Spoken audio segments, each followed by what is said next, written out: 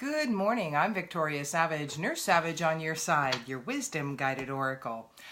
I hope you had a lovely weekend. I did. It sure was weather-wise quite changeable here. 1 minute it was sunny, then it was pouring, and oh my gosh, the skies were gorgeous with all those beautiful storm clouds, white clouds, and had some fun events. Went to my 4-year-old granddaughter's dance recital. Good morning, Susan. Oh my gosh, and I know I haven't laughed so hard as I laughed. Thankfully, no one could really hear because the music was loud, people were cheering. It was so fun and so precious to watch little children trying to remember dance moves or not. And it was my granddaughter I was laughing at. She was so intent on getting it right just after everybody else already did that move. And so it was fun. And I told you on Friday I would share with you if I had been able to manifest something I wanted. And a few weeks ago I put out there that I really wanted to have a tent trailer, one of my favorite camping vehicles. Good morning, Robin. Good morning, Corrine. And so for me, it's a great one because it's easy to tow, and when you put it up, there's lots of room, and it's just fun. Well, I did. I got one that is worth much more than the money that I had to pay for it. And so it was divinely inspired, and it's going to be wonderful because with those we can just pick up and take off and in a couple hours be somewhere where we can just sit by a lake or a river or something like that. And of course, if you watched me for very long, you know for me that is very healing. So what are you doing to heal yourself now? A lot of you who have watched me know one of the things I ask you to do when you go out every day is to ask, who can I be of service to today? Because it gets us out of sometimes the unempowered place that we live and the place of victimhood. I'm going to have another sip of coffee. And gets us into the place of our own power. I'm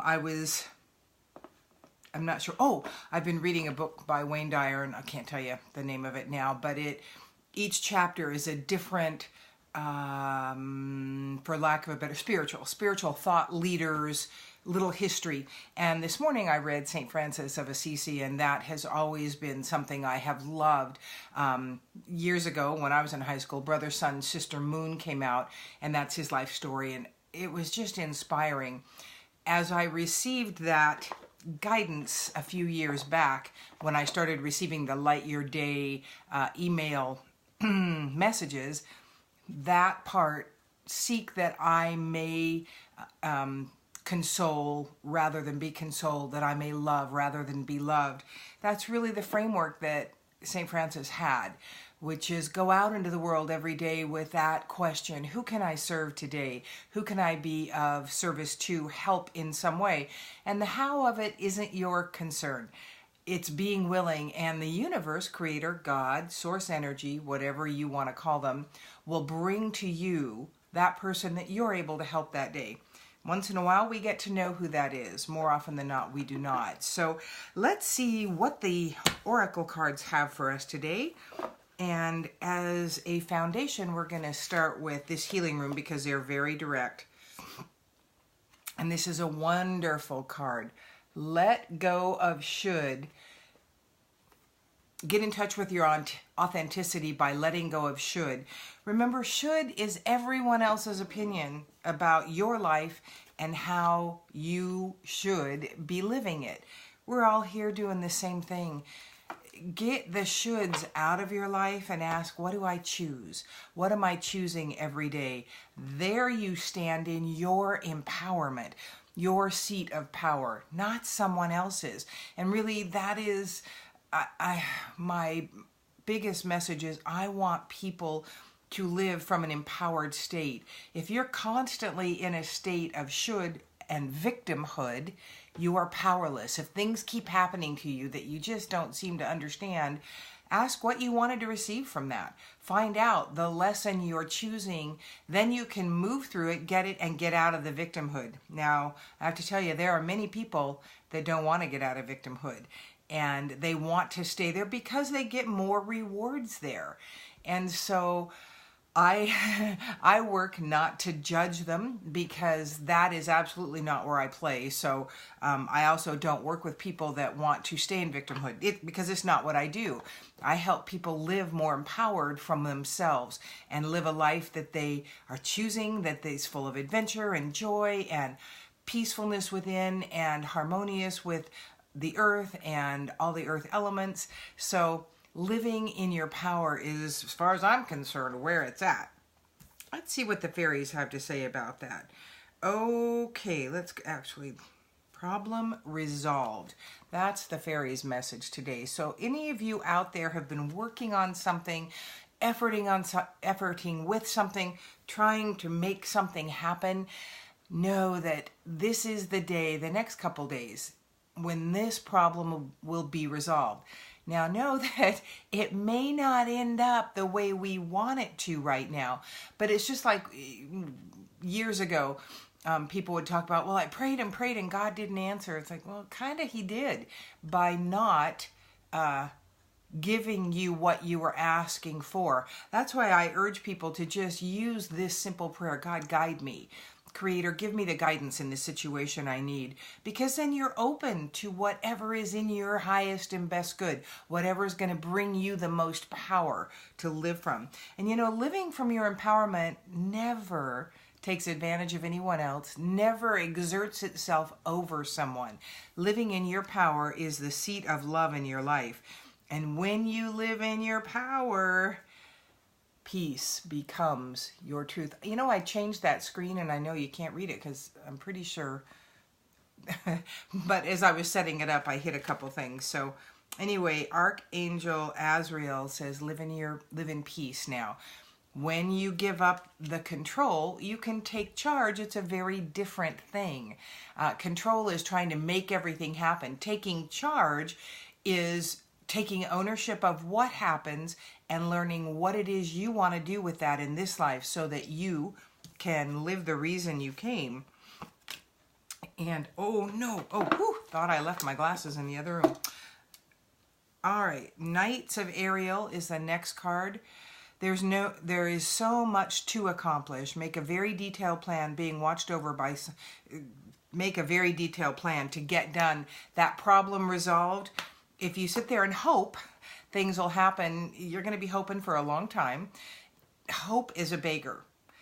And I habitually, I'll say, oh, I hope that works out for you. And that is not really what I mean. What I mean is I'm intending that you receive your highest and best from whatever situation. It's always working out.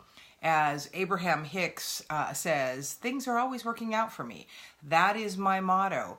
That is how I live life. I may not like it at that moment, but that's when I look and go, all right, what did I choose to learn from this? What is it that I brought this in to give me? Good morning, Kay. Haven't seen you in a while. I hope things are working out for you these days. Oh, there I went. Hope. I know things are always working out for you, Kay. And one of the best ways to make sure things work, oh, I'm not even going to show you because you can't read it. As I did that, I forgot what it said. Oh, change. Boy, change is unavoidable. If we stop resisting change, things flow easier. Change is really the one that change and death and taxes are the three things we can count on. Nothing stays the same. Just look at our bodies. Would be kind of nice to have that body I had at 20, but then I wouldn't have the wisdom I have either. So wouldn't go back to that age unless I could take this wisdom. Oh, you can read it. Great. Thank you. So let me show you that one. Thank you, Robin. It's kind of a creepy looking card. Change is unavoidable. So, you know, we are constantly changing. The body is gaining years. It's choosing how you're going to live those years, what you're going to do to move it forward so that it can serve you in the easiest way until we're no longer in this physical body. So that is what I want to empower people to do on all levels. We are not just physical. If you're having physical dysfunction, look at the benefit you're getting from it. I remember asking a gal who'd had, at that time, 2 bouts of cancer.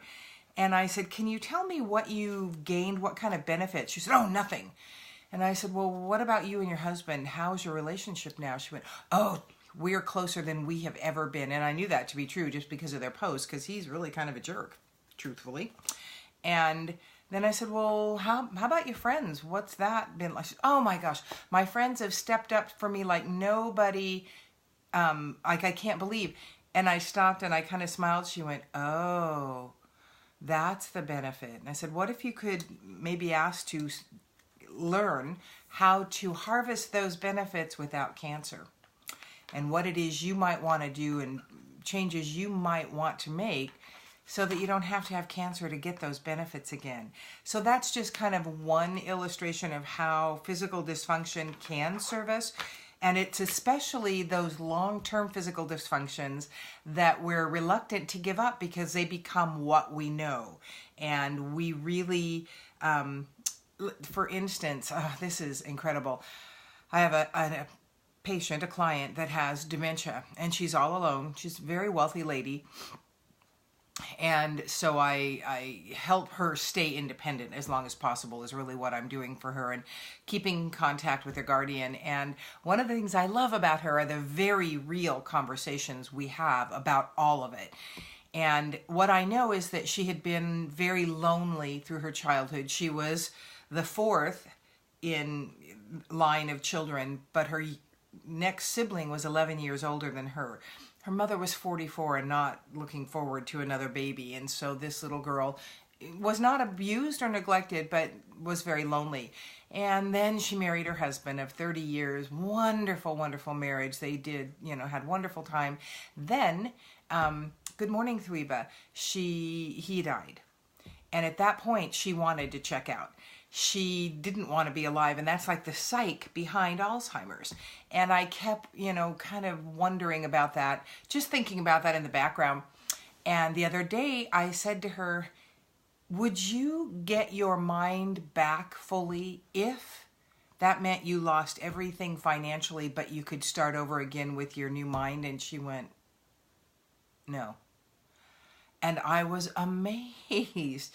She said, it's a very lonely world out there for me. And so the reality was that was the turning point where I went, okay, now we will stop looking for the cure for you, looking for you to heal because you don't want to, which is why it's not working. And truly, yes, I believe we can heal from every physical illness, especially when we look at the source of it and we remove that source. Or we understand that we're not willing to remove that source. So consider that with any physical dysfunction that you've got. What would be the psychological aspect behind it? And am I willing to give that up and move forward without that? So again, I'm all about taking charge, and that includes of the very, very devastating health issues that we can end up with. What is it we wanted? How are we bringing it in? How is it benefiting us? And look at life maybe from that perspective if you want to move forward physically, which I do. I see no upside to physical dysfunction in my life. I've had a lot, and I have worked through them and brought to me the things that I needed to move forward, because if I'm going to live a long life, and I choose to do that, I want to live it upright and cognizantly. So that's my plan, to be able to physically participate in life and mentally stick around for all of it. So, a lot on this Monday to get you going for this amazing week. What are you choosing this week? How are you standing in your power? And I wonder who you're going to get to serve this week. I'm Victoria Savage. Remember, tomorrow is the last day for early bird pricing for those amazing times of transformation, those paint and sip retreats. And by the way, this picture is one that we did yesterday, my friends and I, and that is proving to be, it's not one I wanted to do so much, proving to be one of my favorites. So I am thoroughly enjoying this paint and sip journey and hope to be able to bring you. Oh, yay, Robin, you just semi-retired. Good for you. Congratulations. So enjoy and start looking at now what can you do with your life to live in empowerment and fulfillment, and use that time to really grow and move forward. So yeah, change. Sometimes we get a little askew when we retire and go, okay, now what? But again, it is a choice we make to move forward. It is, my sister says, congratulations, Robin. Robin is someone we grew up with in the little town where we grew up. So consider joining me at one of those days. It's just a 24-hour retreat. It is 3 different choices, that June 22nd, 23rd, or 24th.